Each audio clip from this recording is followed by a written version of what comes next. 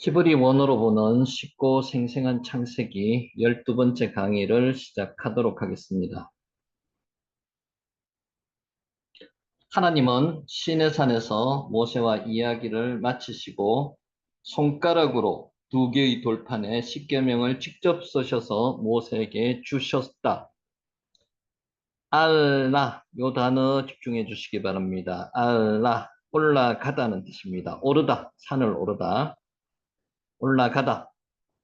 시내산을 내려온 모세는 금송아지를 만들어 자신들을 구원한 신으로 경배하며 춤추는 이스라엘 백성의 모습을 보고 분노한다.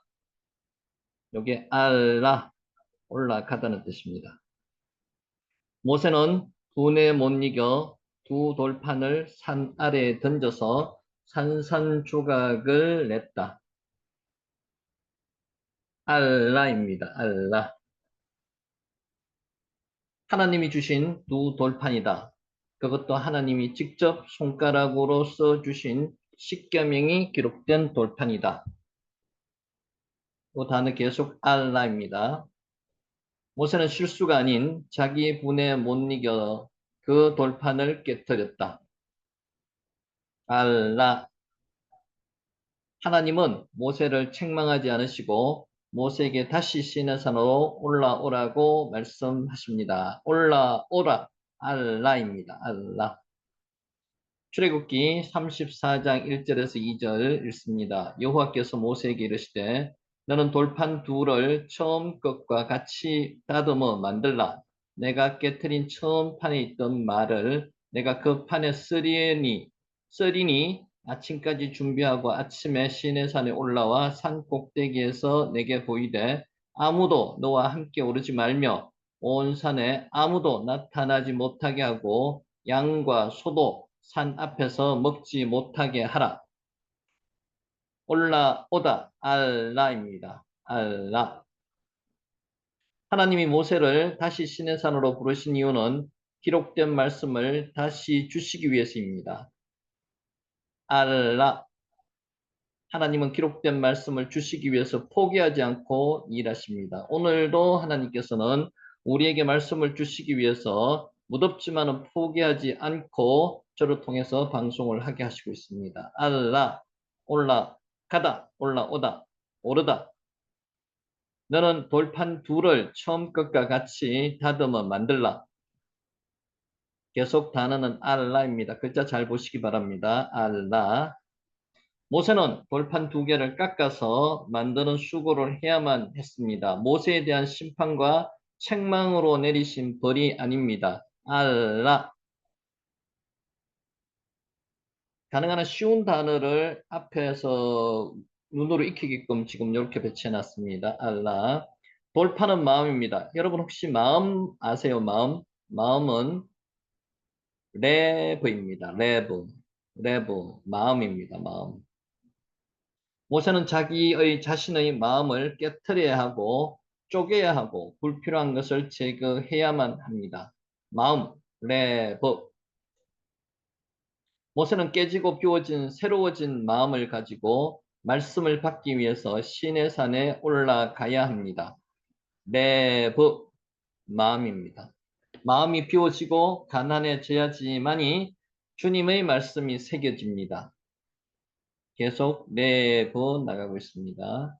아침까지 준비하고 아침에 시내산에 올라오라는 말이 뭐죠? 알라였죠. 알라.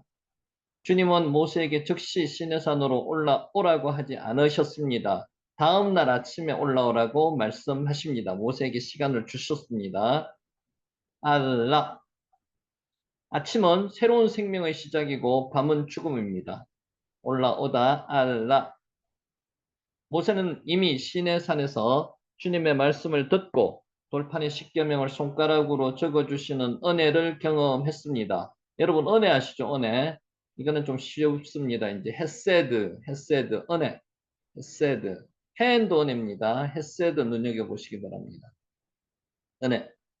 어제의 은혜가 죽어야 오늘 새로운 은혜가 주어집니다. 은혜, 헤세드. 따라 한번 해보시기 바랍니다. 헤세드. 신앙은 날마다 새로운 은혜의 경험입니다. 헤세드. 새로운 은혜에 대한 기대를 가지고 다시 신의 산에 올라가야만 합니다. 헤세드. 신의 산에 올라와. 오르다, 올라오다, 오르다, 알라. 신의 산은 호렙산의 또 다른 이름으로 하나님이 계신 산을 상징합니다. 알라. 올라오라로 번역된 히브리어 동사가 우리가 계속 봤습니다. 알라입니다. 알라 한번 해보세요. 알라. 올라오다, 오르다. 알라. 창세기 22장 2절 말씀입니다. 여호와께서 이르시되 내 아들 내 사랑하는 독자 이삭을 데리고 모리아 땅으로 가서 내가 내게 일러준 한 산 거기서 그를 번제로 드리라. 여러분 번제가 뭔지 아세요? 번제. 번제가 올라입니다. 올라.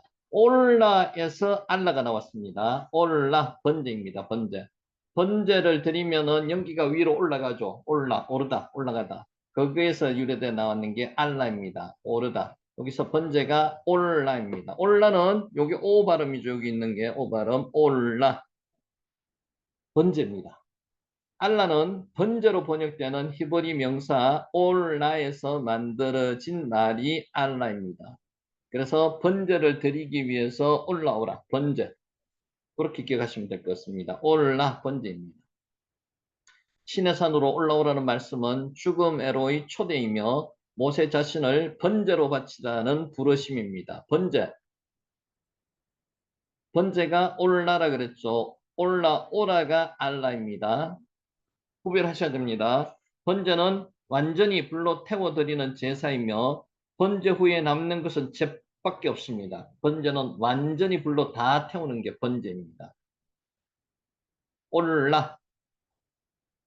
로마서 12장 1절 말씀. 그러므로 형제들아 내가 하나님의 모든 자비하심으로 너희를 권하노니 너희 몸을 하나님이 기뻐하시는 거룩한 산제물로 드리라. 이는 너희가 드릴 영적 예배니라. 번제가 뭐라 그랬죠? 올라입니다. 올라. 하나님은 우리 자신을 번제로 바치라고 죽으러 오라고 주님의 산으로 날마다 초대하십니다. 우리를 번제로 바치라고 초대하십니다. 번제가 뭐라고요? 올라입니다. 올라. 예수님은 자기를 부인하고 자기 십자가를 지고 나를 따르라고 말씀하십니다. 번제, 올라. 신앙은 죽기 위해서 죽음의 산, 신의 산으로 올라가는 매일의 삶이 신앙입니다. 올라. 여기서 파생되는 게 알라라고 그랬죠. 왜 죽음을 요구하시는가? 번제가 올라입니다. 새로운 말씀의 은혜를 주시기 위해서입니다. 죽음을 요구하시는 이유는 새로운 말씀의 은혜를 주시기 위해서 죽음을 요구하십니다. 올라, 번제. 내가 죽어야지. 불에 태워져 죄만 남아야 주님의 새로운 말씀의 은혜를 경험합니다. 올라. 아무도 너와 함께 오르지 말며 혼자 오르는 말입니다. 혼자. 알라. 혼자서 올라오라고 말씀하십니다. 주님은 모세에게 홀로 신의 산으로 올라오라고 요구하고 계십니다. 알라. 산을 오르다. 죽음의 산은 홀로 올라가야 합니다. 같이 올라가는 게 아니고 홀로 올라갑니다. 모세는 홀로 올라갔습니다. 알라. 나를 찾는 사람도 없고 내가 만날 사람도 없을 때, 삶이 불행하다고 느낄 때 철저히 혼자가 되어서 주님이 계신 죽음의 산에 올라가야만 합니다. 지금 여러분 그런 상황이 되셨습니까? 하나님께서 만날 준비가 되셨다는 겁니다. 하나님을 만날 준비가 되셨다는 겁니다. 알라, 올라가다, 모르다. 출애굽기 34장 28절 모세가 여호와와 함께 40일 40야를 거기 있으면서 떡도 먹지 아니하였고 물도 마시지 아니하였으며 여호와께서는 언약의 말씀 곧 십계명을 그 판에 기록하셨더라. 올라 번제라고 말씀드렸습니다. 번제. 40일은 내가 완전하게 죽고 새로운 존재가 되는 충분한 시간입니다. 40일은 예수님께서 광야에서 40일 금식 기도하신 것도 40일입니다. 완전하게 죽고 새로운 존재가 되는 시간이 40일이라는 시간입니다. 40년도 비슷한 의미입니다. 이스라엘 민족이 완전하게 죽고 새로운 존재가 되는 것이 40년 광야 생활입니다. 올라 번제입니다. 모세의 자아가 죽어지는 그 40일 동안 주님은 돌판 위에 십계명을 기록하셨습니다. 두 번째 기록하셨는 겁니다. 번제 올라입니다. 내가 죽어지는 것만큼 주님의 말씀이 내 마음에 새겨집니다. 올라. 마음이 뭐라 그랬죠? 레버라 그랬죠, 레버. 나의 죽음은 주님의 말씀이 내 안에 새겨질 수 있는 여유 공간을 만들어 줍니다. 올라. 내가 번제로 바쳐지는 거죠. 올라.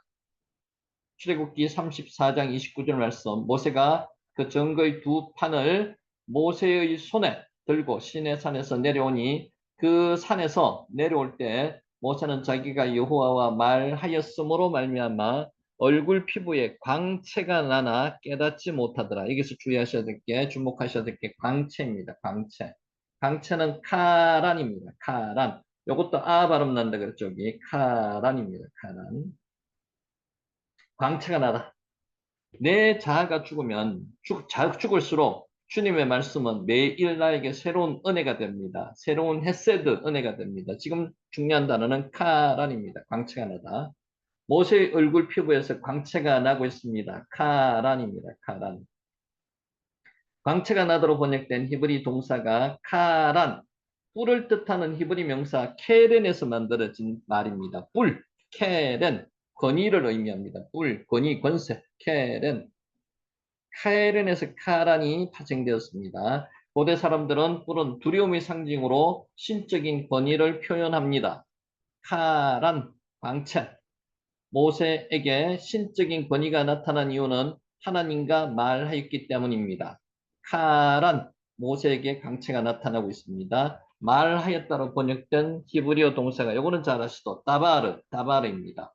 함께 나누고 공유하며 교제하다는 뜻의 단어도 다바르입니다. 말하다의 단어도 다바르이고요. 함께 나누고 공유하며 교제하다의 단어도 다바르입니다. 다바르. 주님은 우리에게 주님과 다바르 할 수 있는 기록된 주님의 말씀을 주셨습니다. 다바르. 기록되어진 말씀이 내가 매일 올라가야 할 시내산입니다. 올라가다가 뭐라 그랬죠? 알라라 그랬죠. 다바르. 기록되어진 말씀. 기록되어진 말씀을 통해서 주님의 강체와 권위를 주십니다. 카란. 광채. 모세는 자신의 얼굴 피부에서 광채가 난다는 것을 알지 못했습니다. 카란. 주님의 강체는 내 눈에 보이지 않아도 다른 사람의 눈에는 보입니다. 카란. 누가복음 9장 28절 29절. 이 말씀을 하신 후 8일쯤 되어 예수께서 베드로와 요한과 야고보를 데리고 기도하러 산에 올라가사 기도하실 때 용모가 변화되고 그 옷이 휘어져 광채가 나더라. 여기에 히브리어로 카란입니다. 카란. 카란. 주님은 산에 올라가 자신을 죽이시고 기도하셨습니다. 카란. 내 뜻, 내 생각, 내 의가 죽어야지만 기도가 능력이 됩니다. 마찬가지입니다. 우리의 뜻, 우리의 생각, 우리의 의가 죽어야지만 기도의 능력이 발휘됩니다. 카란. 기도는 나의 죽음이 있어야 신적 권위, 케렌이 생겨납니다. 여기서 나온 게 카란이라 그랬죠. 광채. 내가 오르는 산은 죽음의 산인가, 욕심과 야망의 산인가, 오늘 이 시간 한번 판단해 보시기 바랍니다. 카란. 우리에게는 매일이 새로운 은혜가 필요합니다. 새로운 은혜, 헤세드가 은혜라 그랬죠. 새로운 은혜가 필요하고 그 은혜를 받고 그러면 카란, 광채가 생겨납니다. 매일매일 새로운 은혜, 매일 새로운 은혜를 받기 위해서 마음의 돌판을 쪼개시기를 바랍니다. 카란, 그러면 광채가 나타난다는 거죠. 어제의 은혜는 잊어버리시기 바랍니다. 카란, 나는 나를 번제로 바치기 위해서 죽기 위해서 홀로 주님의 산에 오르시기 바랍니다. 카란. 주님의 산에서 죽으시기 바랍니다. 내가 죽는 것만큼 새로운 말씀의 은혜가 내 마음에 새겨지고 강체가 빛납니다. 카란.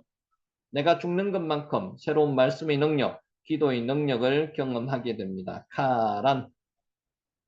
내가 죽어야 주님의 강체, 신적권이 케렌이 나타납니다. 오늘 내가 죽고 주님의 강체 케렌이 나타나는 저와 여러분이 되시기를 예수님의 이름으로 축복하면서 강의를 시작하도록 하겠습니다. 아멘. 카란 한번 해보세요. 눈여겨보세요. 카란. 자, 복습 한번 하도록 하겠습니다. 2장 1절. 천지와 만물이 다 이루어지니라. 천지, 이제 잘 압니다. 하샤마임, 외하 아레츠. 그 하늘들, 그리고 그 땅. 요 천지는 하늘, 땅만 이야기하는 게 아니고, 히브리어는 시작과 끝이나 처음과 나중을 언급하면서 그 가운데 있는 것을, 모든 것을 다 포함하는 용법이 있습니다. 그래서 천지는 하늘과 땅만이 아니라 하늘과 땅 사이에 있는 모든 것을 다 의미합니다. 만물이 웨콜 체밤. 체밤은 군대를 뜻하기도 하고요. 군중을 뜻하기도 합니다. 차바의 복수형이고요. 하늘이 천사들 무리 또는 태양과 달과 별과 같은 천체를 나타나기도 합니다. 이 뜻을 다 포함해가지고 만물이라고 표현해도 됩니다. 그래서 태양과 달과 별과 같은 천체, 천사의 무리, 군중, 요 모든 것, 이게 만물이죠, 만물. 만물이, 웨콜, 체밤, 이렇게 만물이. 히브리어 용례로 볼 때, 천사, 영적 존재인 천사, 천체와 같은 웅대한 별자리를 포함한 우주에 존재하는 모든 것을 다 만물이라고 표현합니다. 그래서 만물이 차바, 군대 천체라고 이야기를 했죠. 다 이루어지니라. 와의 쿨루. 그리고 그것들이 이루어졌다. 여기서 중요한 게 칼라라는 단어입니다. 칼라. 이루다는 단어입니다. 칼라. 요거 중요한 단어이기 때문에 몇 번 더 나올 겁니다. 칼라. 준공하다, 성취하다. 테탈레스테이. 이루다. 다 이루었다. 요거하고 같은 의미라고 지난번에 말씀드렸죠. 테탈레스테이. 다 이루다. 칼라. 천지와 만물이 다 이루어지니라. 칼라 이루다는 뜻이고요. 2절 하나님이 그가 하시던 일을 일곱째 날에 마치시니 그가 하시던 모든 일을 거치고 일곱째 날에 안식하시니라. 일곱째 날 안에 요게 직역입니다. 하나님의 천지 창조 사역이 완성된 시점은 일곱째 날이라는 겁니다. 일곱째 날에 완성되었다. 그래서 하나님의 천지 창조는 며칠 동안에 천지 창조를 하셨느냐? 7일 동안 하셨다는 겁니다. 일곱째 날이 이르기 바로 전 6일째 창조가 완성된 것은 아닙니다. 정확히 합니다. 용, 낮을 뜻하고요. 쉐비, 일곱 번째 쉐비. 꽉 찬 일곱째 날까지 창조를 하셨습니다. 일곱째 날에 빠이옴 하쉐비요. 지난번에도 말씀드렸습니다. 헬라 구약 성경 70인역에는 이것을 자의로 자기들이 뜯어고쳤습니다. 그래서 천지 창조가 6일에 완성되었다고 보고 일곱째 날 단어를 여섯째 단어로 바꿔서 요걸로 해석한 사본은 전부 천지 창조가 6일 동안 이루어졌다고 그렇게 번역이 되었습니다. 그래서 이것은 잘못된 번역이라고 말씀을 드렸고요. 일곱째 날에 바이옴 하쉐비요. 다른 날도 주일과 마찬가지로 거룩하게 하나님과 바쳐져야 합니다. 그러할 때 비로소 주일도 주일로서의 참 가치를 지켜지는 겁니다. 주일만 중요한 게 아닙니다. 안식일만 중요한 게 아니에요. 나머지 날도 안식일처럼 중요합니다. 그가 하시던 모든 일을 거치고라는 항목에서 살펴보겠지만 안식일이 다른 날들과 기능에 있어서는 차별성을 갖는 것만큼은 분명합니다. 1일에서 6일까지는 하나하나를 만드시고요. 7일째는 기능이 다른 하나로 완성하셨습니다. 그게 안식일입니다. 그날을 복 주셨다는 거죠. 그가 하시던 모든 일을 거쳤습니다. 미콜, 멜라크토, 아쉐르, 아싸.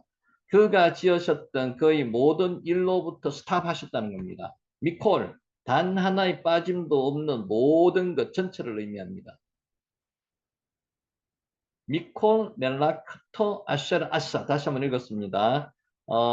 실제 원문은 이러한 안식의 이유가 아니라 안식의 성격을 이야기하는 겁니다. 이 일과 완전히 분리하라는 사실을 보여줍니다. 이 일과 완전히 분리하는 하루를 따로 만드셨습니다. 인간 스스로 유익을 위해서는 아무 일도 하지 않으며 오직 하나님을 위해서 거룩한 일만 수행하도록 분리된 날이 안식일입니다. 인간을 위한 일은 하지 말고 하나님을 위한 일만 하도록 하는 날이 안식일이라는 거죠. 멜라카, 부여된 일. 안식하시니라. 이 단어가 중요합니다. 안식하시니라. 와이 시포트. 그러자 그분은 안식하셨다. 안식하다는 단어가 샤바트입니다. 샤바트, 샤바트. 쉬다. 그치다, 정지하다, 스탑입니다. 스탑. 모든 일을 정지하는 날이 스탑하는 날이 안식일입니다. 샤밧. 본문은 6일간의 천지창조 사역을 완수하고 난 후에 하나님께서 모든 일을 완전히 스탑하시고 쉬신 것을 가르치십니다. 안식하시니라 스탑하시고 쉬셨다는 말입니다. 하나님께서는 6일 동안 가중한 일을 하신 후에 피곤해서 쉬신 게 아닙니다. 계획하신 모든 일을 다 이루신 후에 창조하신 것들이 보시기에 심히 좋다는 지극한 만족감을 가지고 안식하셨습니다. 하나님은 피곤하지 않으십니다. 하나님은 육체가 아니시기 때문에 잠도 주무시지 않습니다. 단순히 쉬었다는 의미가 아니라는 거죠. 이 규례는 오늘날에 이르기까지 주일의 규례로 더욱 심화되었습니다. 하나님의 자녀된 성도들에게도 계속 지켜지게 되었습니다. 샤밧 안식일입니다. 쉬다 안식일, 안식일. 복되게 하사 거룩하게 하셨습니다. 와의 바라크, 와의 카테시. 우리 다 받는 단어입니다. 바라크가 복이라는 뜻이고요. 카다시가 거룩하다는 뜻이죠. 구별하다는 뜻입니다. 하나님께서 피조물에게 실질적으로 복을 주신 사건이 1장 22절, 28절에 각각 기록되어 있습니다. 그러나 본문과는 달리 구별되게 일곱째 날, 그 날 자체에 대해서 복을 주셨다는 게 의미가 있습니다. 하나님께서는 일곱째 날에 복을 주신과 더불어 거룩하게 하셨습니다. 바라크 카다시. 여기서 거룩하다, 카다시, 깨끗하게 하다, 구별하다, 드리다. 착 구별하다는 뜻입니다. 따라서 성경에서 거룩이란 흠과 티가 없이 깨끗하며 부정한 것과 완전히 구별되어 순결하신 하나님께 드리기에 합당한 것이라는 게 거룩한 것이라는 겁니다. 카다시 한번 해보세요. 카다시 거룩하다. 이 단어는 이제 많이 나왔습니다. 잘 아실 거고요. 3절 하나님이 그 일곱째 날을 복되게 하사 거룩하게 하셨으니 복되게 하사 거룩하게 하신 날이 일곱째 날입니다. 와의 바라크 와의 카테시 일곱째 날을 복 주시고 거룩하게 하셨다는 것은 보다 광의적으로 생각한다면 제7일로 대표되는 1일부터 7일까지 모든 날을 대상으로 복을 주셨다는 것입니다. 거룩하게 하셨다는 것입니다. 그래서 대표적으로 하나에 대해서만 이야기를 했지만 모든 날에 복을 주셨다는 그런 의미로 보심이 맞습니다. 기독교는 주일을 거룩하게 지키는 종교이나 주일만의 종교는 아닙니다. 성도는 주일뿐만 아니라 다른 날에도 복되고 거룩하게 살아야 합니다. 더 나아가서 주일이 진정 복되고 거룩하게 되기 위해서는 다른 날들도 복되고 거룩하게 살아야만이 그런 때만이 비로소 참된 안식의 축복을 주일날 누릴 수 있습니다. 아멘. 여기까지 지난주에 했고요. 오늘 새로운 과정을 들어가도록 하겠습니다. 매일 안식일의 복을 누리고 사는 방법 궁금하시죠? 한번 보겠습니다. 한번 읽어보세요. 샤바트. 트 발음이 뒤에 붙임으로 들어갑니다. 약하게 나면 샤바이라고 읽을 수 있습니다. 샤바트. 자, 창세기 2장 1절에서 3절 천지와 만물이 다 이루어지니라 하나님이 그가 하시던 일을 일곱째 날에 마치시니 그가 하시던 모든 일을 그치고 일곱째 날에 안식하시니라 하나님이 그 일곱째 날을 복되게 하사 거룩하게 하셨으니 이는 하나님이 그 창조하시며 만드시는 일을 마치시고 그날에 안식하셨습니다. 안식, 샤밧입니다. 샤밧.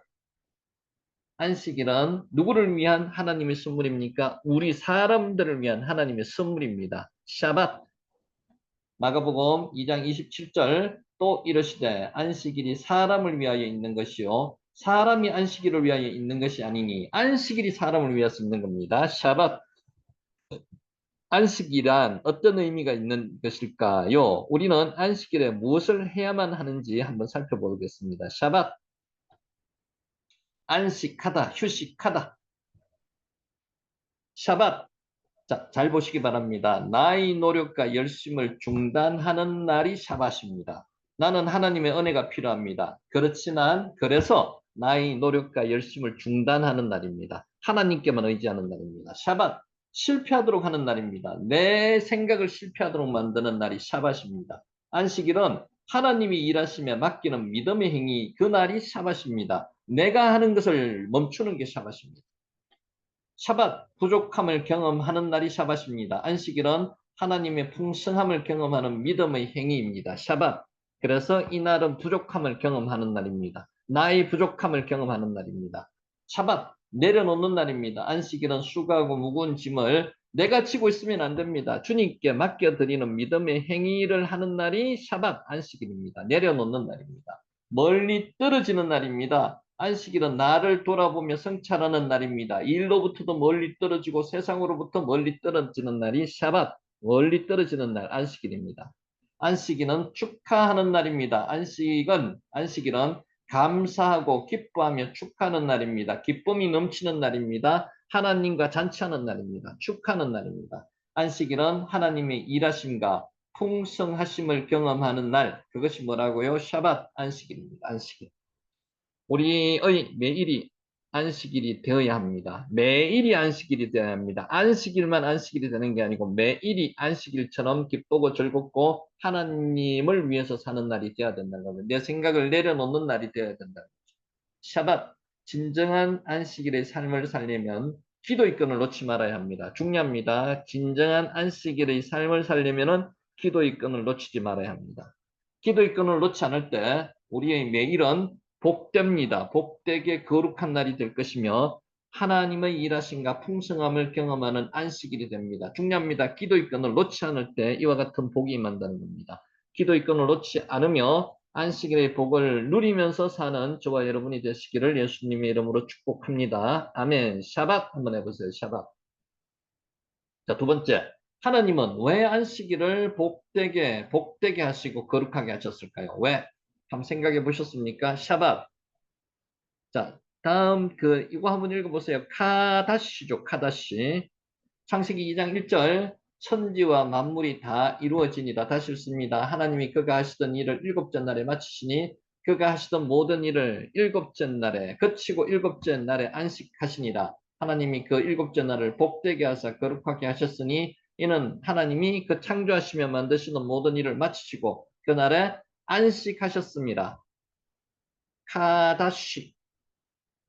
안식일은 일을 안 하고 돈을 안 쓰면서 종교 행위를 하는 날이 아닙니다. 우리는 어릴 때 이렇게 배웠습니다. 돈도 써서는 안 되고 종교 행위만 하는 날이라고 했습니다. 근데 이렇게 아니라는 거죠. 안식일은 일을 안 하고 돈을 안 쓰며 종교 행위를 하는 날이 아닙니다. 카다시.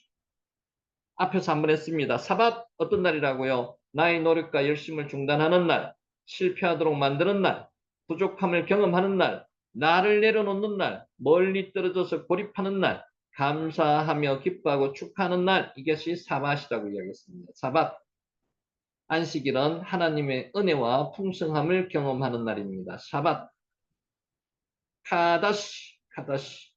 나의 노력과 열심이 지나치면 사람은 자만해집니다. 하나님 없어도 살 수 있다고 믿습니다. 나의 열심과 노력으로만 살려고 하다 보면 기도하기보다는 걱정하고 염려합니다. 내가 주인이 되고자 하는 겁니다. 삶이 피곤하고 지칠 수밖에 없습니다. 그러다가 힘이 들면 자기 자신을 포기하는 경우까지 닥칩니다.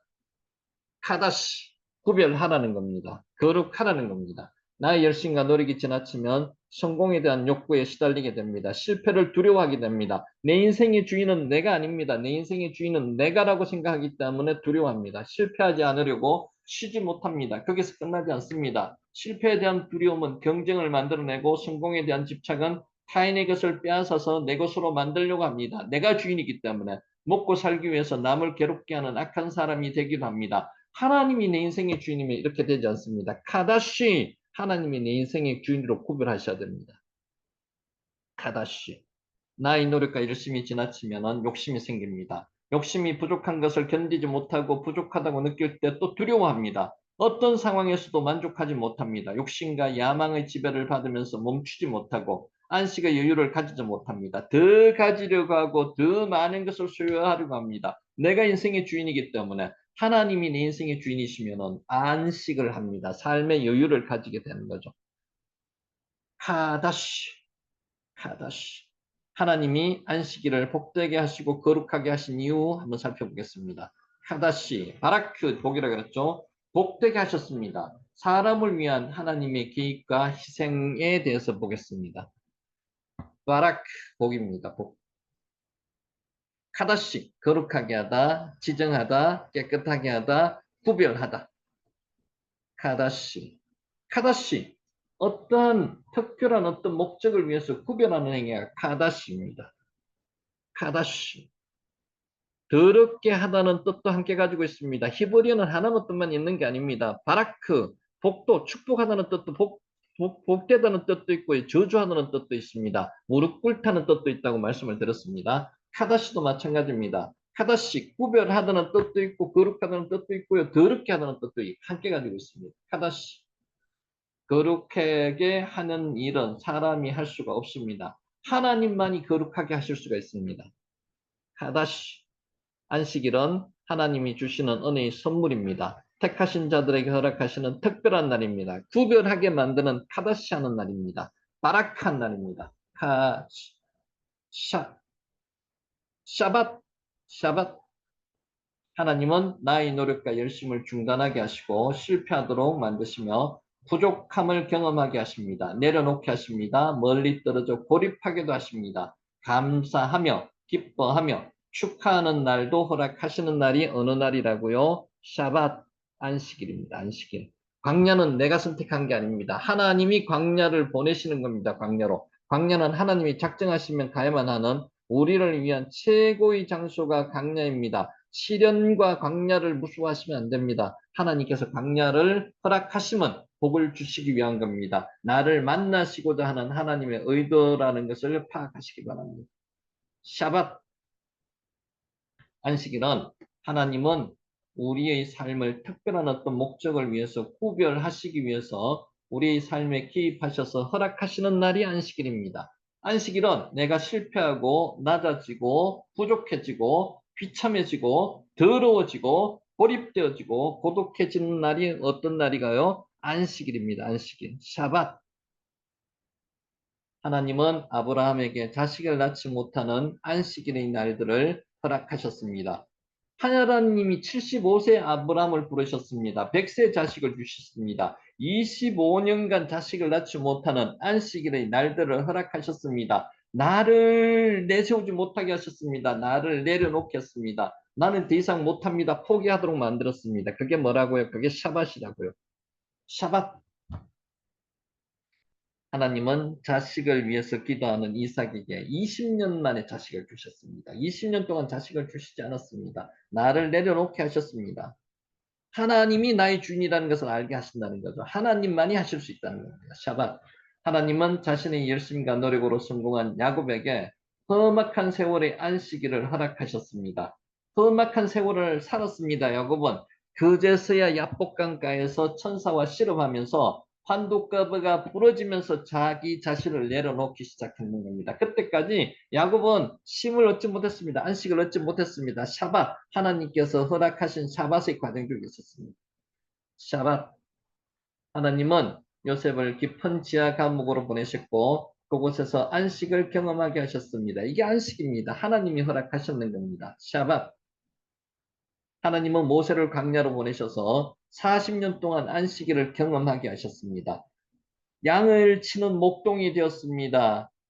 사람을 만나지도 못했습니다. 40년 동안 애굽 왕자의 생활에서 40년 동안 목동의 생활로 바꿔주셨습니다. 광야에서 보내게 하셨습니다. 안식일을 광야에서 경험하게 하셨습니다. 샤bat.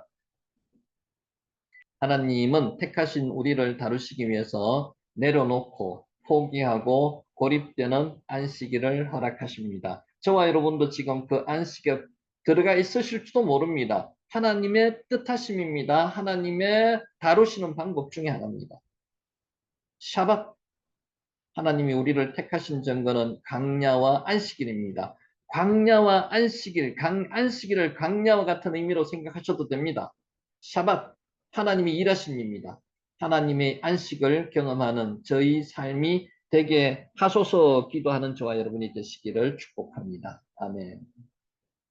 샤bat.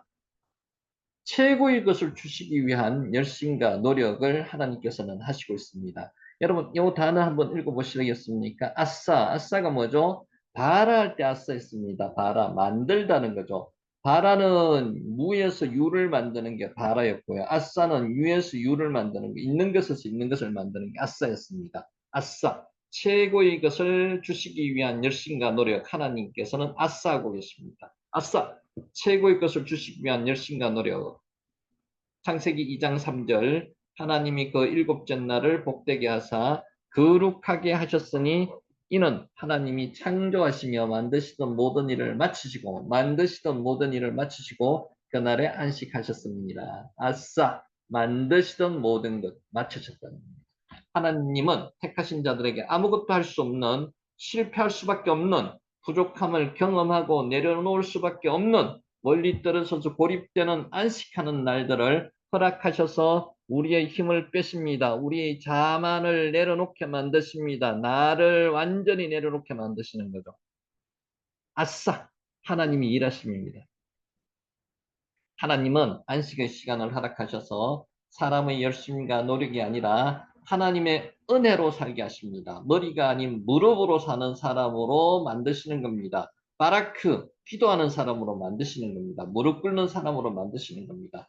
나는 할 수 있다 말하는 사람이 아니라 모세와 같이 제가 무엇이간데 저는 못합니다. 나는 말을 못하는 사람으로 나는 더 이상 할 수 없습니다. 나는 갈 수 없습니다. 이렇게 모세처럼 만드시는 겁니다. 나를 내려놓게 만드시는 겁니다. 아싸, 하나님이 일하시는 겁니다. 엘리야와 같이 주님의 세미한 음성을 들을 수 있는 사람으로 하나님께서는 만들어 가십니다. 바울과 같이 모든 것이 다 하나님의 은혜라고 말하는 사람으로 만들어 가십니다. 저와 여러분도 오늘 하나님께서 만들어가는 과정 중에서 있으십니다. 그래서 이 강의를 들으면서 그런 사람이 되게 만드시는 겁니다. 아싸, 하나님은 안식일을 복되게 하셨습니다. 복되게 하셨다는 것은 우리를 위한 하나님의 개입과 희생입니다. 하나님은 택하신 자들의 삶에 개입하셔서 하나님이 원하시는 사람으로 만드십니다. 하나님의 목적을 위해서 사용하시기를 원하십니다. 아싸! 택하신 자들을 위해서 일하시는 하나님의 간섭은 강야와 안식일이라는 것을 꼭 기억하시기 바랍니다. 아싸! 하나님은 오늘도 우리를 택하신 자녀를 삼기 위해서 택하신 자녀로서 합당한 삶을 살기 위해서 만들어 가십니다. 특별한 목적을 위해서 구별하는 것입니다. 왜 구별하시겠습니까? 특별한 일을 위해서 하나님이 사명을 맡겨서 쓰시기 위해서입니다. 하나님은 모든 사람을 택하셔서 하나님이 일에 쓰시는 것이 아닙니다. 저와 여러분은 하나님이 특별한 사명을 주시기 위해서 오늘 이 자리에서 이 말씀을 듣게 하시는 겁니다. 아싸! 아브라함, 요셉, 다윗, 바울 등과 같이 하나님의 특별한 일을 위해서 소명을 주시고 사용하는 사람들이 있습니다. 그래서 다른 사람들이 겪지 않는 일을 겪게 하십니다. 여러분, 오늘 말 못할 일을 여러분이 지금 겪고 계신 분들이 계십니까? 하나님의 특별한 사명을 주시기 위해서 오늘 하나님께서 여러분을 만들어가는 과정이라고 믿으시기 바랍니다. 아멘. 카다시, 깨끗하게 하다, 더럽게 하다. 하나님이 일하시는 방법은 우리의 기대와 다릅니다. 아싸! 창세기 2장 3절 하나님이 그 일곱째 날을 복되게 하사 거룩하게 하셨으니 이는 하나님이 그 창조하시며 만드시던 모든 일을 마치시고 그날에 안식하셨습니다. 아싸! 행하다, 만들다, 완성하다, 이루다는 뜻이 있습니다. 아싸! 가장 귀하고 소중한 것을 누구에게 주는 행위가 아싸입니다. 말을 했으면 행하는 것을 말하며 시를 시작했으면 끝을 맺는 것을 의미하는 단어가 아싸입니다. 최고의 것을 누군가에게 주기 위한 열심과 헌신을 말하는 단어로도 이해할 수 있습니다. 아싸. 아싸 한번 외쳐보시기 바랍니다. 아싸. 하나님의 창조사역, 즉 일하심은 사람에게 최고의 것을 주시기 위한 하나님의 열심이었습니다. 하나님은 사람에게 안식이라는 최고의 선물을 주시기 위해서 안식하는 날을 복되게 하시고 거룩하게 하셨던 것입니다. 아싸! 하나님은 지금도 우리를 위해서 열심으로 일하고 계십니다. 우리에게 말만 하시는 것이 아니라 말씀이 실제가 되게 하기 위해서 일하시고 계시는 것입니다. 시작만 하시는 것이 아니라 완전하게 완성하시기 위해서 열심으로 하나님은 우리를 위해서 오늘도 지금 이 시간에도 일하고 계십니다. 아싸! 빌립보서 1장 6절 너희 안에 착한 일을 시작하시니가 그리스도 예수의 날까지 이루실 줄을 우리는 확신하노라. 아싸! 우리를 쓰시기 위해서 광야로 보내시는 하나님은 광야로 보내놓고 방관하지만은 않으십니다. 그냥 내버려 두지 않으십니다. 광야에서 돌보실 뿐만 아니라 마침내 약속하신 약속의 땅인 가나안을 허락해 주십니다. 인도하십니다. 아싸! 꿈을 주시는 것에서 끝나지 않습니다. 노예와 제수가 되도록 허락하신 하나님은 반드시 아싸 하셔서 구출하십니다. 하나님의 원하시는 일을 하게 만드십니다. 만들어 주시고 완성하십니다. 최고와 최선의 것을 주시기 위해서 아싸 하고 계십니다. 우리는 하나님의 자녀답게 말만 하는 사람이 아니라 실천하는 사람이 되어야 합니다. 시작을 했으면 끝까지 최선을 다해야 합니다. 최고와 최선의 것으로 다른 사람을 섬길 수 있어야 합니다. 지금 이렇게 하시는 분이 누구시라고요? 하나님이 이렇게 하시기 때문에 우리도 하나님의 성품을 받은 DNA를 그대로 받은 사람들, 자녀들이기 때문에 하나님과 똑같이 해야 된다는 거죠. 아싸! 하나님의 일하심을 오늘 이 시간 말씀으로 경험하고 체험하는 저와 여러분이 되시기를 예수님의 이름으로 축복합니다. 아멘. 아싸. 자, 이제 1장에서 3절까지 오늘 단어를 조금 보기 위해서 이미지를 많이 넣었습니다. 복잡하게 생각하지 마시고 이거는 다 보내드릴 테니까 한번 다시 찬찬히 보시면서 무슨 뜻인지 다시 한번 묵상해 보시기 바랍니다. 자, 1절에서 3절까지 한번 다시 한번 보겠습니다. 하나님의 창조 사역은 완전했습니까? 완전했습니다. 1절을 보면은 천지와 만물이 다 이루어지니라. 다 이루어졌다고 했습니다. 천지와 만물이 다 이루어졌습니다. 하느님께서 선언하셨습니다. 선포하셨습니다. 이것은 하나님의 창조 사역을 완성을 선언한 것입니다. 특별히 여기서 다 이루었다. 테텔레스타이 똑같습니다. 이 말은 마치다, 완수하다는 의미로 하나님의 창조 사역이 하나님의 뜻대로 온전하게 성취되어서 더 이상 손댈 필요가 없다는 뜻입니다. 본절은 하나님의 창조 사역의 완전성, 충족성을 강조하고 있습니다. 하나님의 창조 사역은 완전했습니다. 단순한 밑그림이나 윤곽이 아니었습니다. 하다만 게 아니었습니다. 끝을 봤습니다. 다 이루어진 역사였습니다. 천지 만물 가운데 부족한 것이 무엇이 있었습니까? 없습니다. 오늘날 사람들이 많은 것을 발견하거나 발명합니다만은 그것은 이전에 이미 있던 것을 찾아내거나 있는 재료를 가지고 만들어내는 것뿐입니다. 하나님이 이 세상에 있을 것은 다 있게 하셨습니다. 그러한 천지 만물은 한 점의 흠도 없게 만드셨습니다. 그래서 요 단어가 뭐라고요? 한번 읽어보실래요? 칼라입니다. 칼라. 칼라. 이루다. 이루다. 칼라. 칼라. 이루다.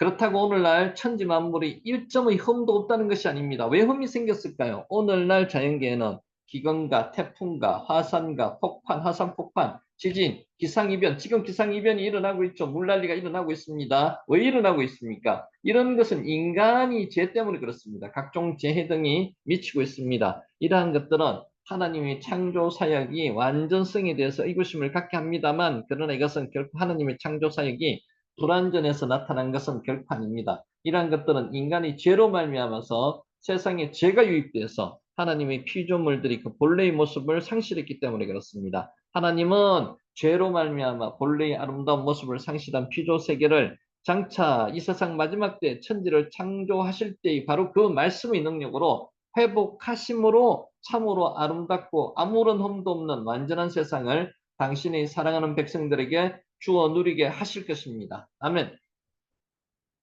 칼라입니다. 칼라. 이루다.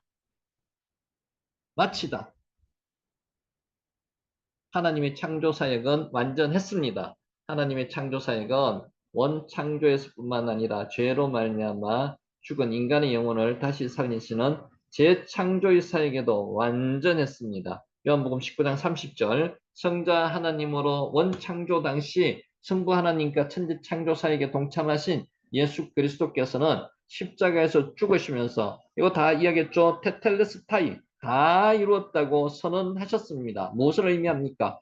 주님의 십자가 죽음으로써 죄로 말미암아 죽은 인류를 다시 살리는 재창조의 사역, 구속 사역을 완수하셨음을 선포하시는 겁니다. 인간은 구원을 얻기 위해서 자신이 무엇을 더 해야만 할 필요가 없게 되었습니다. 다 이루었습니다. 예수님께서. 인간은 단지 구속자이신 예수 그리스도를 자신의 구주로 받아들이고 영접하기만 하면 되는 것입니다. 참으로 하나님의 창조사역은 원창조에서나 천지창조, 원창조에서나 재창조, 인간의 구속, 십자가에 못 박힘에서나 한 점의 흠도 없이 완벽하고 조금의 보충도 필요 없이 충족하나 충족된 것이었습니다. 이러한 하나님께서는 장차 우리에게 완전한 구원과 충족된 기쁨을 누리게 하실 줄 믿습니다. 아멘.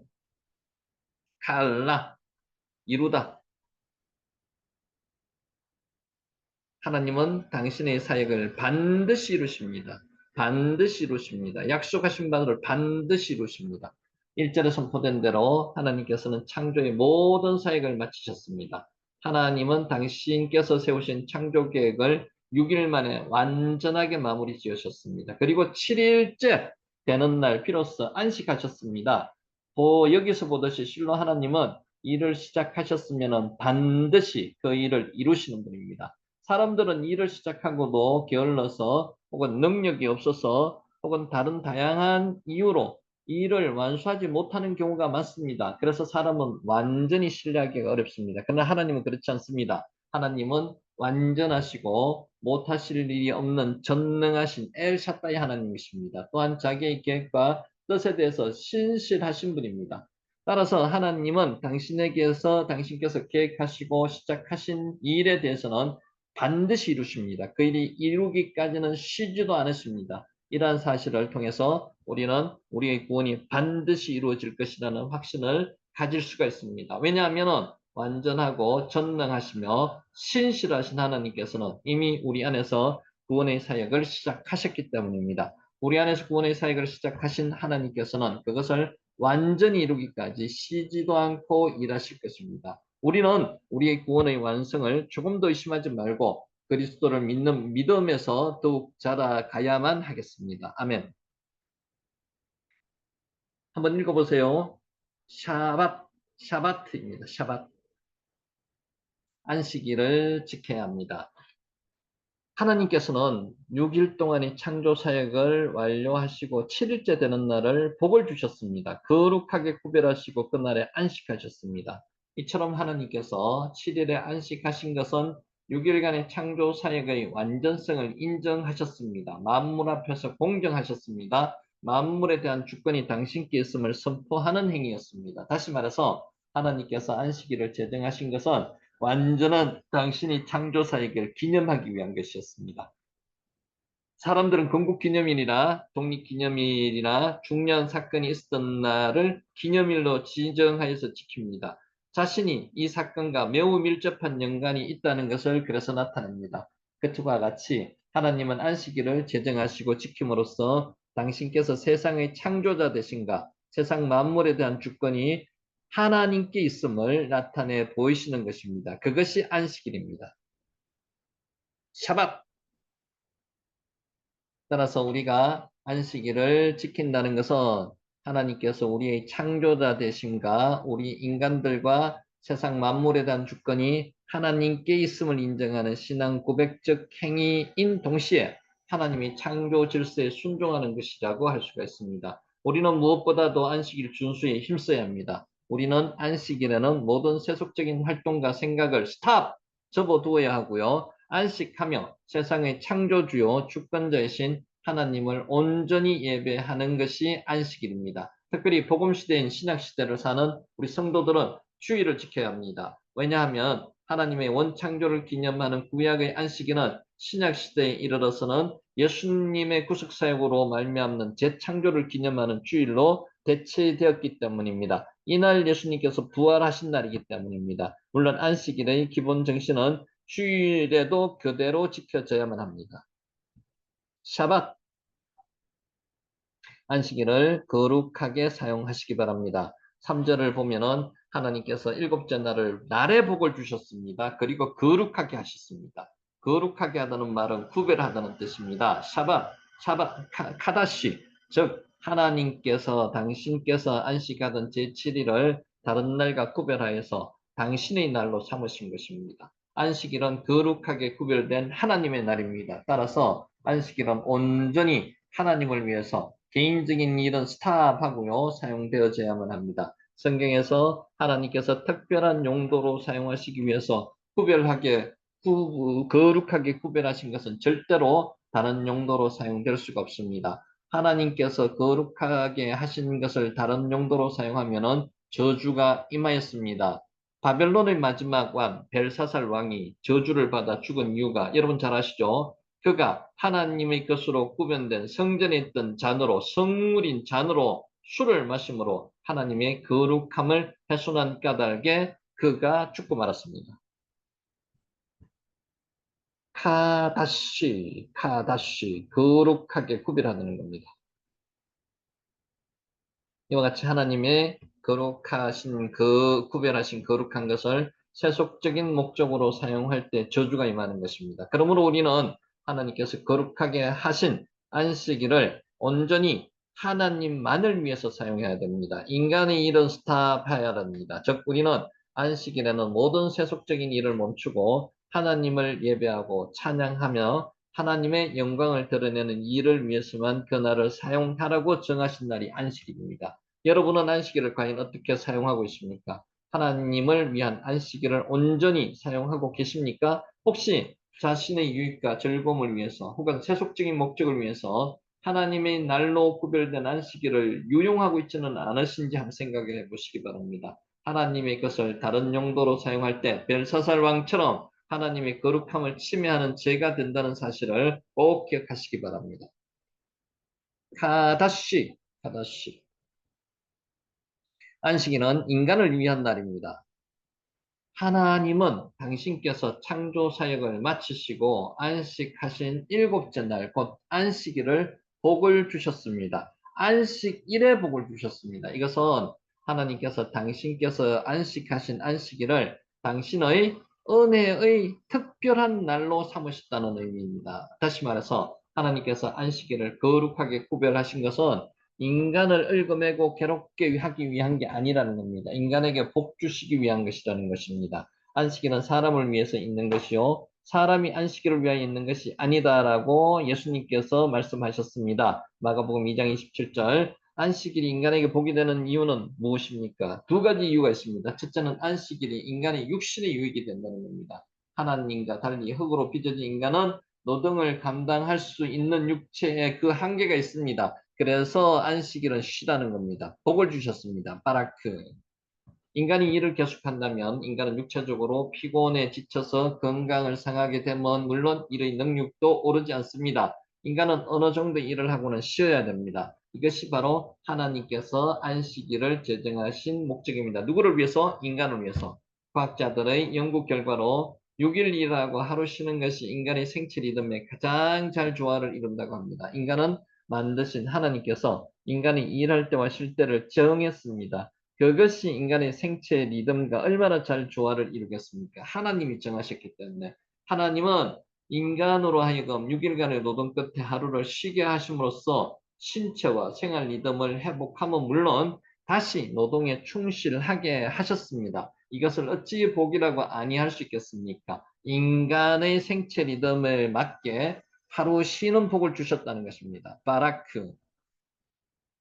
둘째, 안식일이 인간의 영혼에 유익을 준다는 것입니다. 하나님은 안식일을 구별하여 인간들로 지키게 하심으로 인간의 영혼으로 하여금 하나님과 보도 깊은 간 교제를 나누게 하고 그로 인해서 영혼이 영적 부유를 누리게 하신 것입니다. 인간은 다른 피조물과 달라서 육과 영이 두 요소로 구성되어 있습니다. 따라서 인간은 육과 영이 다 같이 만족해야지 참된 만족에 이룰 수 있습니다. 이에 하나님은 6일간의 노동을 통해서 육신의 만족을 얻게 하시고 또 이 하루를 쉬게 하여서 하나님과 깊은 영적 교제를 나누게 하심으로써 영육 간에 다 같은 만족을 얻게 하시는 것입니다. 이러한 이유로 안식일은 인간에게 복된 날입니다. 인간을 위한 날입니다. 그러므로 우리는 안식일이 인간을 위해서 하나님께서 제정하신 복된 날인 것을 아시기 바랍니다. 안식일을 거룩하게 지킴으로써 하나님 안에서 쉼을 얻는 가운데 하나님께서 안식일 안에 예비해 두신 축복을 받아 누리는 저와 여러분이 되시기를 예수님의 이름으로 축복합니다. 아멘. 자, 여기까지 1절에서 3절까지를 정리했고요. 마지막에 한번 요 글자 한번 보세요. 바락, 바락, 복을 주다, 복 주다, 복이 있다, 복되다, 바락. 하나님도 쉼이 필요하실까요? 앞에서 얼핏 말씀을 드렸습니다. 하나님은 인간이 아니시기 때문에 쉬실 필요가 없습니다. 지치시지도 않습니다. 그러나 한번 보겠습니다. 창세기 2장 2절에서 3절 말씀. 요거 한번 읽어보세요. 샤밧, 샤밧. 창세기 2장 2절 3절 메시지 성경으로 한번 읽습니다. 일곱째 날에 하나님께서 하시던 일을 마치셨어. 일곱째 날에 하나님께서 모든 일을 마치고 쉬셨다. 하나님께서 일곱째 날에 복을 주시고 그날을 거룩한 날로 삼으셨다. 그날에 하나님께서 창조하시던 모든 일을 마치고 쉬셨기 때문이다. 샤밧. 천지를 창조한 전능하신 하나님에게도 쉼은 필요할까요? 샤밧. 하나님은 쉼이 필요하지 않습니다. 하나님은 졸지도 주무시지도 않으십니다. 샤밧. 시편 121편 4절 말씀. 이스라엘을 지키시는 이는 졸지도 아니하시고 주무시지도 아니하시리로다. 시편 121편 4절 말씀. 샤밧.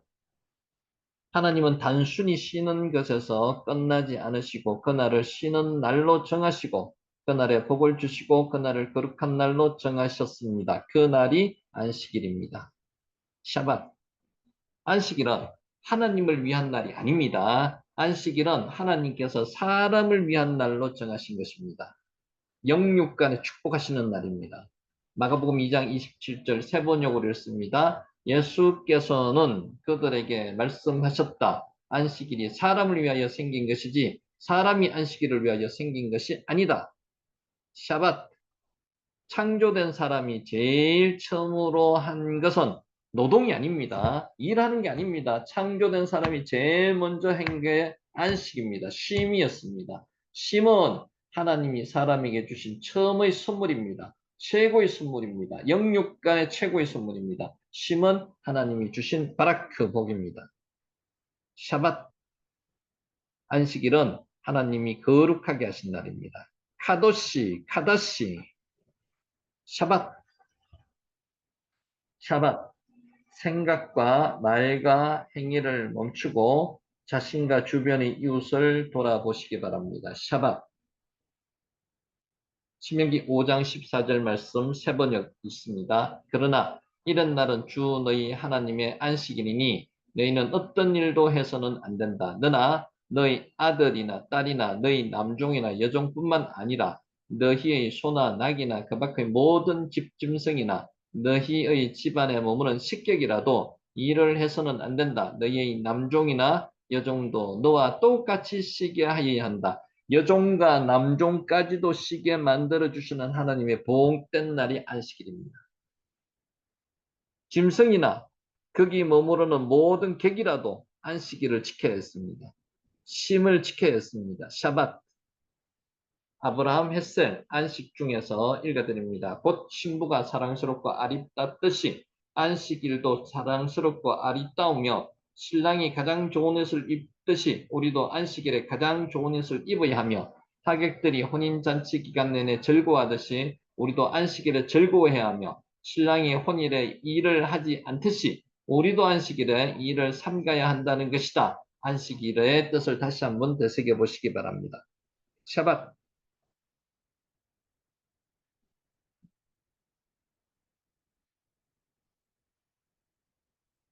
생각의 전환이 필요합니다. 쉬고 일할 수 있어야 합니다. 쉬고 일할 수 있어야 합니다. 쉼을 통해서 나를 돌아볼 수 있어야 합니다. 마지막으로 다른 사람을 돌아봐야 합니다.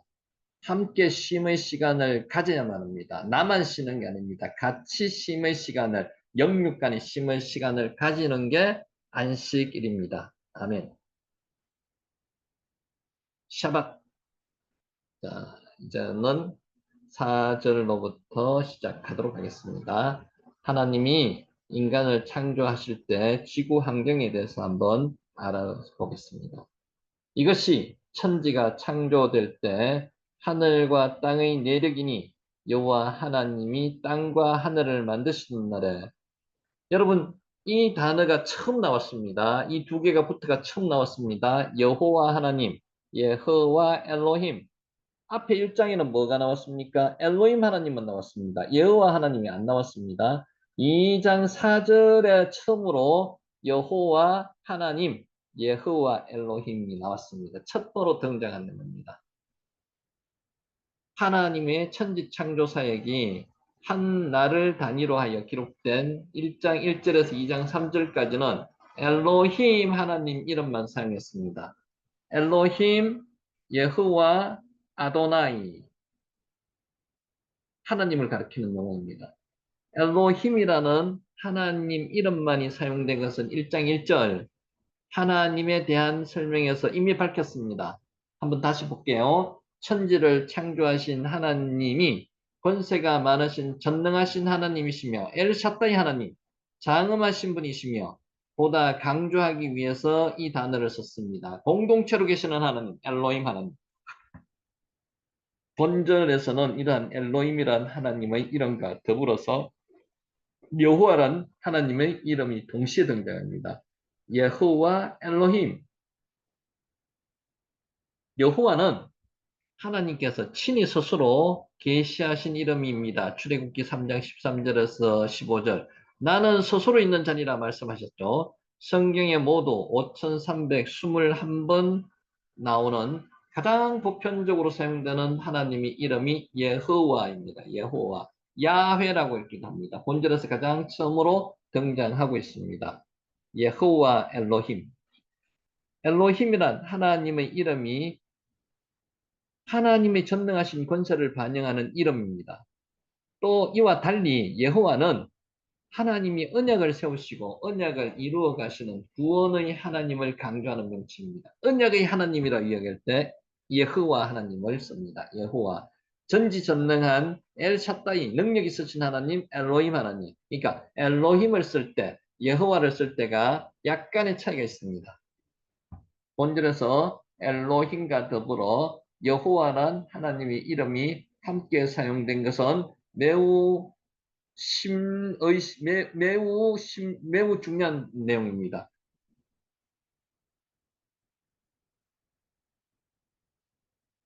2장 마지막 절까지는 1장에 이미 기록된 6일간의 천지 창조 사건을 다시 한번 기록합니다. 창조의 하이라이트인 인간이 창조와 인간 사회를 이루는 가장 기본적인 단어가 가정입니다. 가정이 만들어진 기록되어 있습니다. 이러한 인간과 가정은 하나님의 자비로운 언약과 밀접한 관계가 있기 때문입니다. 인간과 가정은 하나님의 자비로운 언약의 하나님과 밀접한 관계가 있기 때문에 예호와란 단어가 나왔고요. 그래서 예호와 엘로힘을 같이 겸해서 쓰고 있는 겁니다. 인간으로 하여금 하나님의 아름다운 창조물을 관리하게 하시고 15절 자유의지를 가진 인격체로서 인간이 하나님과 더불어 선악과 언약을 맺게 하시며 16절 17절 이 세상 끝날까지 지속될 가정제도를 수립하심에 있어서 하나님이 언약의 주님이심을 보여주는 예호와란 이름이 사용된 것은 이러한 일들이 실로 소중한 하나님의 언약의 근거함을 보여주는 겁니다. 예호와 하나님, 언약의 하나님과 관계되는 내용이 선악과 언약, 가정에 대한 부분, 요런 부분 때문에 예호와라는 이름이 이후에 나와야 되지만 미리 땡겨서 나왔다는 겁니다. 또한 하나님의 형상대로 창조된 인간이 하나님과 언약을 맺게 될 귀중한 존재임을 전제로 하고 있는 것이기도 합니다. 하나님은 인간과 언약을 맺습니다. 하나님은 인간과 언약을 맺되 하나님은 인간의 언약을 강조하지 않습니다. 하나님 스스로가 언약을 맺으시고 스스로가 지키시려고 노력하고 스스로가 찢겨서 하나님께서 언약을 성취하시는 분입니다.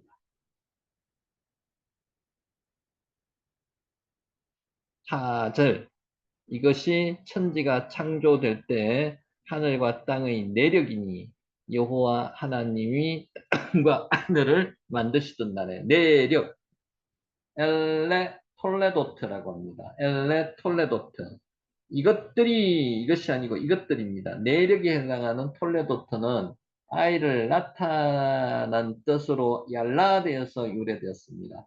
자손, 세대란 뜻을 지닙니다만 더 보편적으로 기록한 계보, 족보란 뜻의 의미가 있습니다. 톨레도트, 족보라는 의미가 있죠. 전통과 가계를 중요시하는 히브리인들에게 이러한 톨레도트는 사실에 입각하여 매우 조심스럽게 기록됩니다. 전 세계에서 족보를 중요시하는 민족이 두 민족이 있습니다. 히브리 민족과 한민족, 우리 대한민국 민족, 한민족이 족보를 중요시 여기는 민족입니다. 여기서 약전, 즉 요약된 기록이란 의미도 보다 강합니다. 요약된 기록, 족보, 요약된 기록. 이것이 하늘과 천지가 창조될 때의 하늘과 땅의 요약된 기록이다. 이런 뜻입니다. 엘레 톨레도트. 이것이 내력이니 엘레 톨레도트. 이것이라고 번역된 엘레는 이것들이 맞습니다. 원래는 이것들로 번역을 해야 합니다. 복수입니다. 이것들은 이라는 의미를 주는 복수 지시대명사입니다. 엘레 복수. 톨레도트란 단어와 더불어서 지시한 지시대명사가 사용된 것은 앞으로 기록할 내용이 지어낸 이야기가 아니라 전해 내려오는 설화가 아니라 틀림없는 사실임을 나타내기 위해서 선언적인 의미를 가지는 겁니다. 엘레 톨레도트, 이것들은 내력이니 이런 뜻은요. 이것은 전해 내려오는 설화가 아니고요. 지어낸 이야기가 아니고 사실임을 나타내기 위한 선언적 의미를 가진다는 겁니다. 엘레, 요게 엘레, 이것이 아니고 이것들, 복수입니다. 복수. 톨레다흐가 단수이고요. 요거의 복수가 톨레도트입니다. 톨레다흐, 계보, 족보, 약전 이런 뜻입니다. 5절 여호와 하나님이 땅에 비를 내리지 아니하셨고 땅을 갈 사람도 없었으므로 들에는 초목이 아직 없었고 밭에는 채소가 나지 아니하였으며 여기서 땅을 가는 사람, 경작하는 이런 뜻이죠. 노동하는 요 단어를 뭘 썼는가 하면요. 아바드라는 단어를 썼습니다. 아바드. 아바드가 지난번에 한번 보셨죠? 아바드 노동하다, 예배하다도 아바드입니다. 땀 흘려서 노동하는 것도 아바드입니다. 아바드. 이러한 사실은 아바드에 다스리라는 뜻이 있다는 사실에도 분명히 알 수 있습니다. 아바드에도 다스리라는 뜻이 있습니다.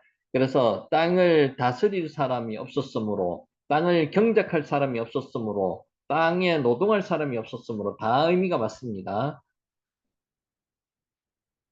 하나님의 형상대로 지음을 받았으며 땅을 정복하여 받은 모든 생물을 다스리는 사명을 부여받은 인간은 1장 28절에서 이렇게 말씀하셨습니다. 마땅히 땅과 자연을 다스려야 하는 것이다. 다스리다. 다스리다는 의미도 요 안에 들어가 있습니다. 이러한 창조 원리에도 불구하고 이 세상에 속한 것들에 얽매여서 살거나 자연계에 속한 것들을 우상으로 숭배한다면 이러한 행위는 하나님의 창조 질서를 깨트리는 죄라고 할 수 있습니다. 앞에 1장에서도 나왔습니다.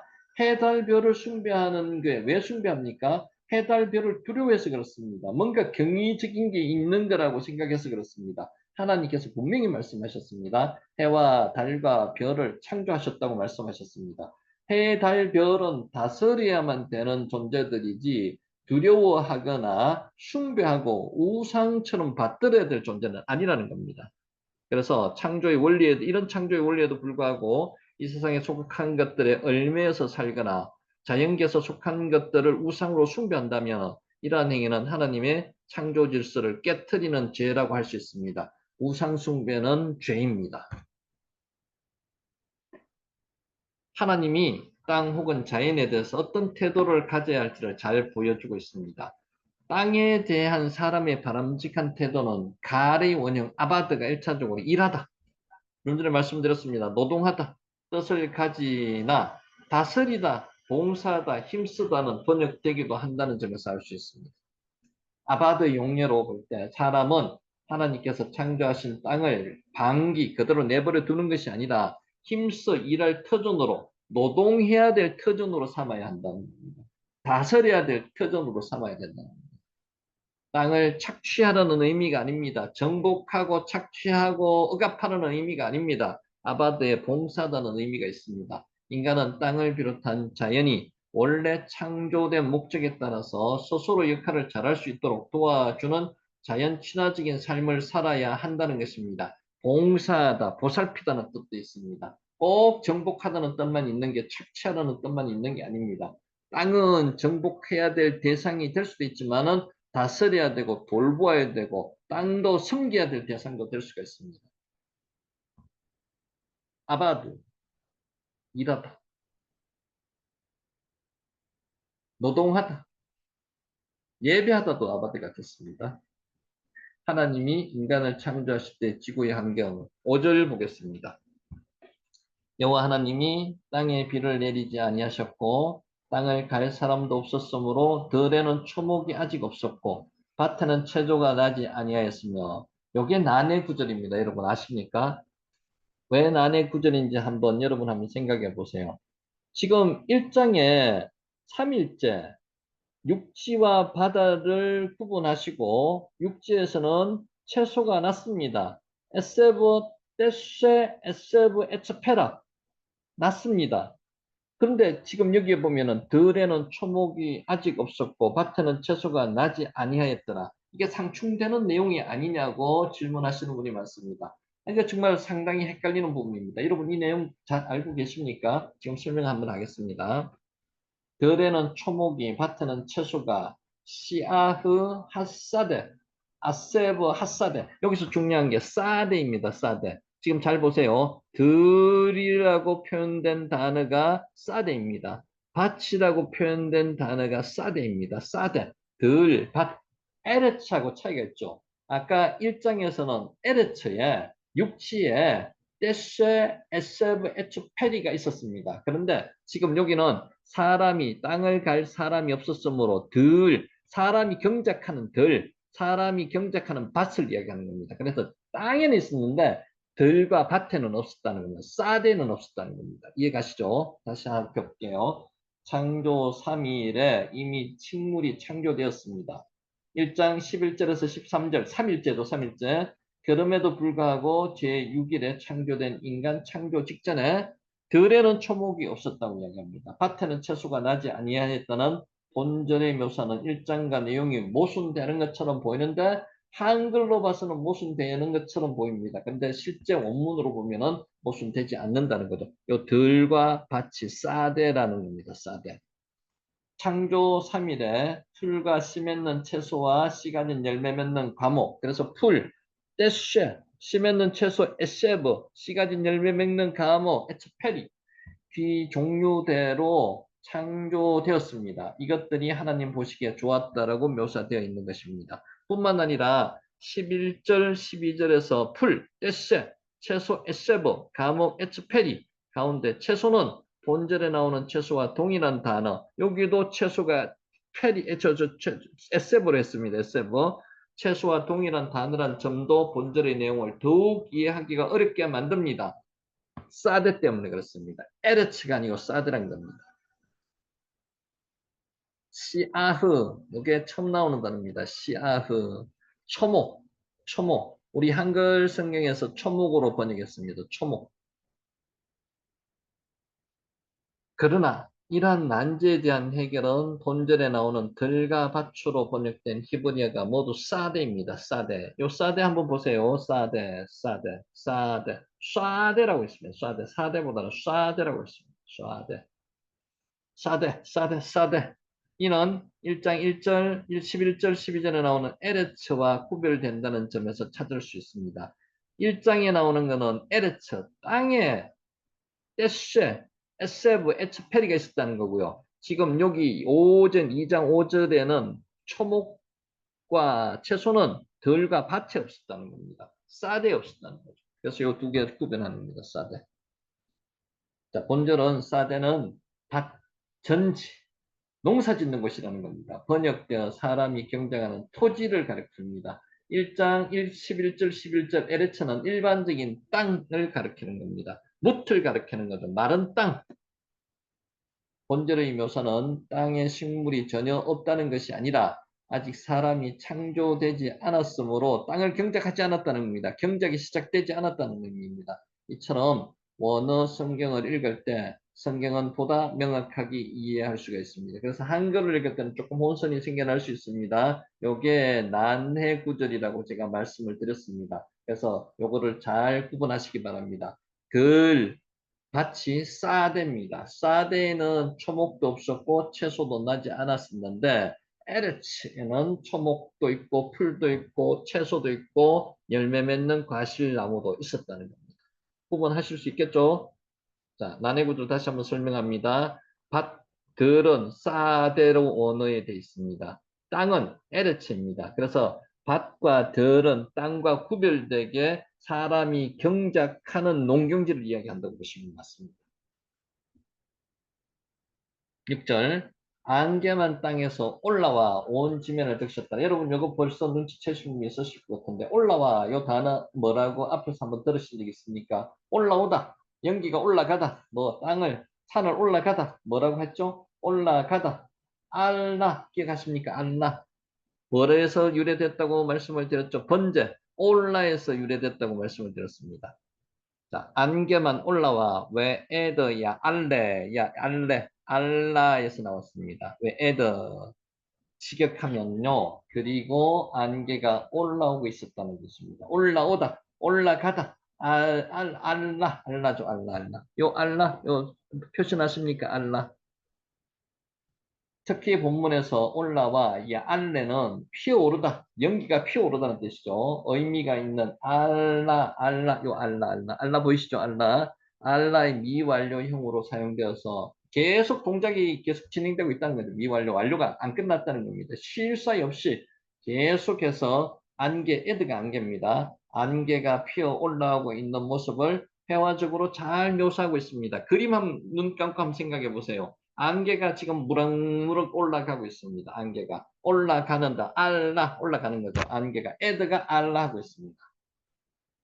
에드 안개를 뜻하고요. 에드 안개 알라 여기 우리가 앞에서 살펴본 단어입니다. 알라 이렇게 다 단어가 연결되어 있습니다. 알라 번제가 뭐라 그랬죠? 올라 번제를 드리면은 연기가 위로 올라가죠. 올라 여기에서 올라가는 게 여기 알라입니다. 알라 알라 올라가다. 알라. 산을 올라가다 알라라고 했죠. 모세가 산을 올라가다 홀로 올라오라고 말씀했죠. 하나님께서 올라오다 알라입니다. 알라. 적셨더라. 이것도 중요한 단어입니다. 그리고 그것을 적시게 하였다. 샤카입니다. 샤카, 샤카, 샤카. 그리고 그것은 적시게 하였다. 적시다 해당하는 히브리 단어가 샤카입니다. 샤카. 풀을 대다, 물을 대다, 마시오다, 윤택하다. 여기에 샤카입니다. 샤카, 샤카. 이 단어가 사용된 것은 땅에서 올라오는 안개가 지면을 겨우 적시는 정도가 아니라 식물이 자랄 정도로 충분한 양이 공급되는 것을 뜻합니다. 이게 비대응으로 사용되는 겁니다. 그래서 이 섭기로 통해서 비가 오지 않더라도 식물이 자랐다는 거죠. 본문에서는 이 단어는 이미 동작이 끝났음을 보여주는 완료형으로 사용되었습니다. 샤카, 적셨다라는 겁니다. 이러한 표현 역시 조금도 부족함이 없는 상태였습니다. 안개가 땅에서 올라와 온 지면을 물을 적시는 것처럼 흠뻑 적셨다는 겁니다. 물이 가득했다는 겁니다. 적셨다는 겁니다. 식물이 살 수 있는 여건이 형성되었다는 거죠. 당시 시점까지 비는 오지 않았습니다. 제3일에 창조된 식물이 유지될 수 있었던 것은 바로 이러한 땅을 적시는 풍부한 안개 때문이었습니다. 이러한 사실에서도 하나님의 오묘하신 지혜를 찾아볼 수가 있습니다. 샤카 한번 해보세요. 샤카. 에덴 동산은 샤카 동산이었습니다. 물로 흠뻑 적셔진 동산이었습니다. 샤카, 샤카, 샤카. 샤카가 뭐라고요? 적시다. 물로 적시다. 샤카, 샤카. 자, 7절 하기 전에 마지막 정리하도록 하겠습니다. 너무 많이 진도는 안 나갈게요.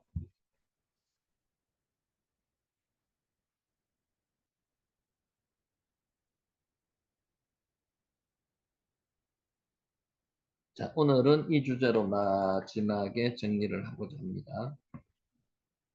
나의 반석이신 여호와를 찬송하리로다. 여러분 반석 아시죠? 반석. 저는 한동안 오랫동안 반석에 대해서 잘 이해를 하지 못했습니다. 반석. 큰 돌입니다. 큰 돌. 나의 반석이신 여호와를 찬송하리로다. 반석. 오늘 반석에 대해서 한번 알아보고자 합니다. 다윗은 파란만장한 인생을 살면서 자신과 인간의 본질을 알게 되었습니다. 반석. 요거 한번 읽어보실래요? 뭐라고 읽을까요? 여기 우 발음 난다 그랬죠? 우 발음. 요거 하면 오 발음 나고요. 우가 추르입니다. 추르. 반석이 추르입니다. 반석을 의미하는 단어가 몇 가지 됩니다. 그 대표적인 게 추르라고 보시면 됩니다. 추르. 추르를 일단 반석을 앞쪽에서 한번 보겠습니다. 추르. 반석입니다.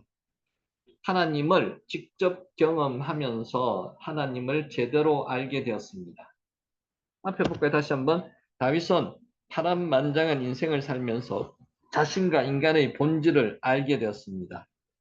하나님을 직접 경험하면서 하나님을 제대로 알게 되었습니다. 여러분 하나님을 직접 경험해 보셔야 됩니다. 하나님을 직접 경험해 보신 줄 믿습니다. 혹시라도 안 계시면 하나님을 직접 경험해 보시면 아브라함처럼 믿음이 성장합니다. 하나님을 직접 경험해 보시기 바랍니다. 오늘 하나님을 직접 경험해 보시는 그런 날이 되시기를 축복합니다. 아멘. 다윗은 지식은 경험적이고 경험적인 지식이었고 시인으로서 그 지식을 비유적으로 표현했습니다. 다윗은 시인이었습니다. 음악가기도 했습니다. 다윗은 시편 144편에 인간에 대해서 이렇게 표현했습니다. 지금 추로 계속 나가죠. 반석이라는 겁니다. 반석. 사람은 흙끝 같고 그의 날은 그림자 같으니이다. 시편 144편 4절. 사람은 흙끝 같고 사람은 흙끝 같습니다. 흙끝입니다. 맞습니다. 그의 날은 그림자 같으니이다. 슈르 지금 반석 이야기하고 있는 겁니다. 이것은 인간의 비천함과 유한성을 언급한 것입니다. 유한성. 인간은 한계가 있습니다. 천년 만년 살 것 같아도 인간은 100년을 넘기기가 어렵습니다. 다윗은 아무것도 아닌 자신의 모습을 솔직하게 고백했습니다. 다윗은 아무것도 아닙니다. 하나님 앞에 서면 아무것도 아닙니다. 자신은 비천합니다. 이게 다윗의 고백입니다. 하나님 앞에 서면 우리는 아무것도 아닙니다. 우리 주인이시기 때문입니다. 그러면서 하나님에 대해서는 이렇게 고백했습니다. 여기에 나오죠. 나의 반석이신 여호와를 찬송하리로다. 시편 144편 1절에 나옵니다. 추르. 이때 반석이 추르를 썼습니다. 추르. 추르 한번 해보세요. 추르. 나의 반석이신 여호와를 찬송하리로다. 헛것 같은 자신에 비하면 하나님은 거대하고 견고한 반석, 추르와 같이 생각되었습니다. 추르. 그러면 헛것 같고 그림자 같은 존재인 인간이 왜 교만해지는 것일까요? 내가 주인이기 때문에 교만하는 겁니다. 하나님이 주인으로 모시면 교만하지 않습니다. 자기 자신에 대해서 착각하게 됩니다. 자기가 주인이라고 생각하는 거죠. 자신을 과대 평가하며 과대 망상에 사로잡혔기 때문에 그렇습니다. 추를. 교만의 반대는 겸손입니다. 교만의 반대는 겸손입니다. 겸손은 자기 자신을 아는 것입니다. 자기의 실상을 알고 자신의 참 아름다운 모습을, 참다운 모습을 아는 것이 자신의 실상을 알고 자기 참 모습을 아는 것이 겸손입니다. 자신의 실체를 알 때 겸손하지 않을 수가 없습니다. 나는 뭐라고요? 어디 이제 아직 안 배웠지만 이 장 곧 나옵니다. 인간은 흙으로 만들어졌습니다. 인간은 흙 중에서도 다른 동물들과도 또 다른 먼지로 만들어졌습니다. 아파르민 아다마, 흙 중에서 가장 약한 티끌로 만들어졌습니다. 하나님께서 인간을 가장 약한 걸로 만드셨다는 거죠. 왜? 하나님이 주인이시기 때문에 하나님을 의지하라고 그렇게 만들었습니다. 인간은 가장 약한 존재로 만들었습니다. 하나님을 의지할 때만 인간은 강할 수 있습니다. 자신의 실체를 이렇게 알 때 겸손하지 않을 수가 없습니다. 그래서 하나님을 나의 주로 주인으로 모셔야 된답니다. 그러면 다윗은 어떤 의미에서 하나님을 나의 반석이라고 했을까요? 추르 반석입니다.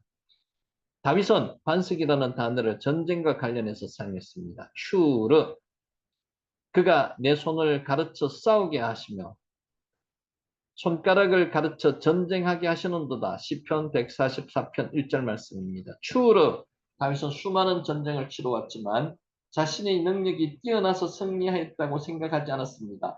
다윗 정도 되면요, 교만할 수밖에 없는 사람일 수 있습니다. 교만할 수도 있습니다. 왜? 그만큼 위대했기 때문에. 그런데 다윗은 교만하지 않았습니다.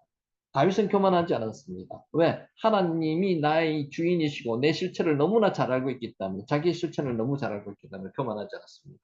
다윗은 수많은 전쟁을 치러왔지만 자신의 능력이 아니라 자신의 능력이 뛰어나서 승리했다고 생각하지 않았습니다. 골리앗을 무찔 때 분명히 자신은 생각했습니다. 골리앗은 자기가 무찌르지 않았고 하나님께서 물리치게 하셨다고 자기는 알고 있었습니다.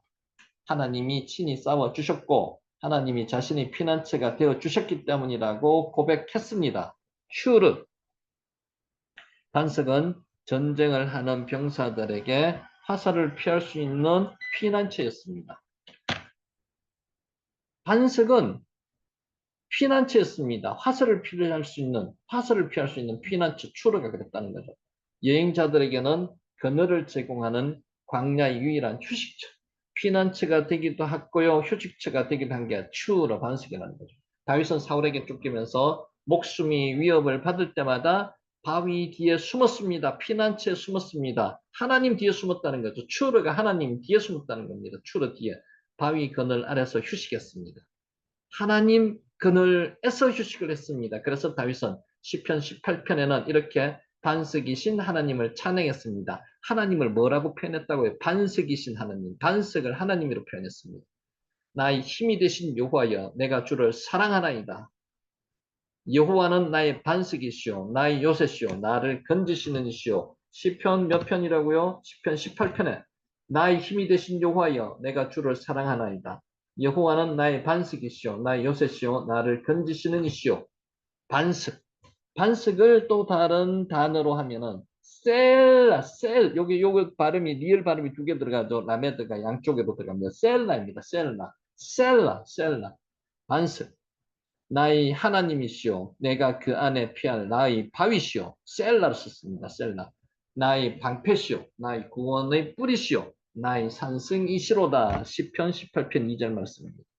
우리도 반석이 되어주시는 하나님을 신뢰하며 살아야 합니다. 셀라.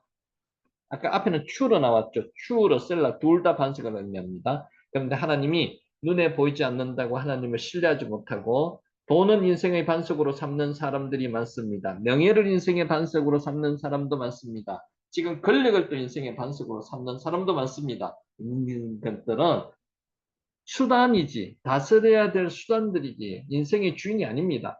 돈을 인생의 반석으로 삼는 사람들이 있습니다. 그래서는 안 된다는 거죠. 명예를 인생의 반석으로 삼는 사람들도 있습니다. 권력을 인생의 반석으로 삼는 사람들도 있습니다. 돈, 명예, 권력을 반석으로 삼는 인생은 모래 위에 성을 쌓은 것처럼 반드시 무너지게 되어 있습니다. 셀라, 반석은 하나님을 반석으로 삼으셔야 됩니다. 주님을 인생의 반석으로 삼는 사람은 흔들리지 않으며 절대로 무너지지 않습니다. 다윗에게 반석이셨던 하나님은 지금 우리에게도 반석이 되어주십니다. 셀라, 슈르, 셀라. 기독교 작가인 필립 얀시는 말했습니다. 우리가 기댈 수 있는 것이 아무것도 없을 때, 심지어 우리 자신도 믿을 수 없을 때, 그때도 하나님은 그곳에 계신다는 것입니다. 그때 하나님은 그곳에 계신다는 겁니다. 셀라, 그 하나님을 의지할 때, 반석이, 그 하나님이 의지할 때 하나님이 반석이 되신다는 겁니다. 세상이 아무리 흔들려도 우리 하나님은 흔들리지 않는 셀라, 츄르, 반석이십니다.